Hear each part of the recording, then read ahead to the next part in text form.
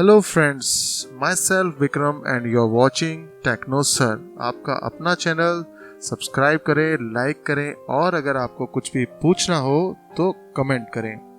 तो आज के इस वीडियो में हम जो बात करेंगे वो बात करेंगे इन्वर्टर एसी और नॉन इन्वर्टर एसी यानी कि नॉर्मल एसी जो हम अब तक यूज़ करते आ रहे थे उनमें क्या डिफरेंस है। तो सबसे पहली बात करेंगे आखिर इन्वर्टर एसी को इन्वर्टर एसी क्यों कहते हैं। कुछ लोग ये सोचते हैं कि इन्वर्टर एसी का मतलब वो जो लाइट जाने के बाद भी काम करेंगे, मगर ऐसा नहीं होता। अब जैसे कि घर का पावर बैकअप इन्वर्टर करंट को इन्वर्टर के थ्रू एसी को डीसी में और डीसी को एसी में कन्वर्ट करता है बैटरी चार्ज करने व उसकी स्टोर्ड एनर्जी को घर में यूज करने के लिए, उसी तरह इन्वर्टर एसी में कुछ ज्यादा एडवांस्ड एंड कॉम्प्लेक्स टाइप की इन्वर्टर सर्किटरी होती है जो करंट की फ्रीक्वेंसी चेंज करके कंप्रेसर की स्पीड को कंट्रोल करती है। अब क्योंकि यहाँ पर भी एक तरह का इन्वर्टर सर्किट काम करता है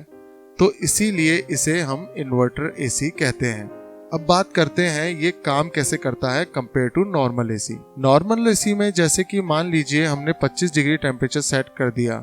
तो पहले तो फुल स्पीड में या कहें फुल लोड पर चलेगा और स्टार्टिंग करंट भी काफी ज्यादा लेगा।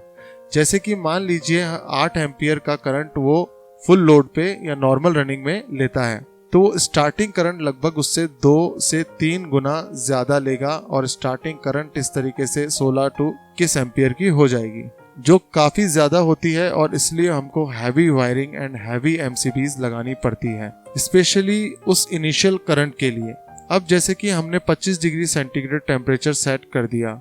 नॉन इन्वर्टर एसी में, तो जो वो जब तक रूम टेम्परेचर 25 डिग्री नहीं पहुंच जाता कंप्रेसर फुल लोड पर चलेगा और जैसे ही टेम्परेचर 24-25 डिग्री पर पहुंच जाएगा तो कंप्रेसर बंद हो जाएगा और जब टेम्परेचर 26 होगा तो वो फिर फुल लोड पर चालू होगा और हर बार जब ऑन होगा तो हैवी इनिशियल करंट भी लेगा। और इस तरह इन एसीज में सिर्फ ऑन ऑफ कंप्रेसर होता है और जब ये ऑन होता है तो फुल कूलिंग करता है और ऑफ होता है तो रूम टेम्परेचर की एयर ही सर्कुलेट करता है। इस तरह ऑन ऑफ कंप्रेसर टाइम पर जो एयर थ्रो होती है वो काफी डिफरेंट टेम्परेचर की होती है, तो इस तरह काफी अनकंफर्टेबल होता है और ऑन कंडीशन में ओवर कूलिंग से बिजली भी ज्यादा खाता है और हर बार ऑन होने पर स्टार्टिंग करंट ज्यादा होने से भी बिजली काफी वेस्ट होती है। अब इन्वर्टर एसी की बात करें, पहले तो इन्वर्टर एसी ऑन करने पर स्लो स्पीड से कंप्रेसर स्टार्ट करता है तो स्टार्टिंग करंट लगभग 0.1 एम्पियर से स्टार्ट होती है। स्टार्टिंग करंट काफी कम होती है, इससे आपको हैवी वायरिंग की जरूरत नहीं होती, बस उतना ही स्क्वायर एमएम का वायर चाहिए होता है जितना मैक्स लोड ये लेता है और एमसीबी भी उसी के हिसाब से लगानी होती है। अब मान लीजिए हमने एसी में 25 डिग्री सेंटीग्रेड टेम्परेचर सेट कर दिया है तो सेट टेम्परेचर रूम टेम्परेचर में डिफरेंस सेंस करके इन्वर्टर एसी कंप्रेसर की स्पीड जरूरत तक बढ़ाता है और अगर गर्मी ज्यादा है तो सेट टेम्परेचर और रूम टेम्परेचर में काफी डिफरेंस होगा तो ये एसी फुल लोड करंट तक एसी कंप्रेसर की स्पीड बढ़ाता है और जैसे जैसे रूम ठंडा होता है ये अपनी स्पीड स्लो करता जाता है और जब रूम टेम्परेचर सेट टेम्परेचर तक पहुंचता है